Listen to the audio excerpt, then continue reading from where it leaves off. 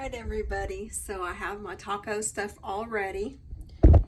So you see in this plate right here, in this cutting board, is my chicken. So that's my chicken right there. Yum.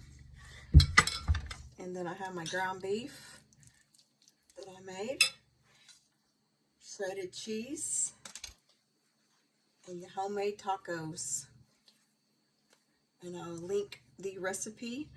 So I'm going to build my taco, and I'm going to use some ground beef and some chicken in it.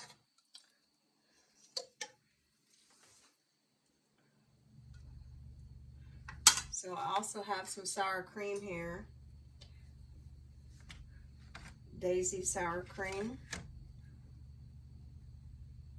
So there we have it. That's my taco. I'll probably do a little bit more to it to rearrange everything in there. Just trying to do this right now for the camera. So as you can see, the soft taco. And if you like a crunchy taco, you can always make one with just cheese. So I've made that before several times. But this is what is for dinner tonight, is chicken, ground beef, my homemade tacos, shredded cheese, and sour cream.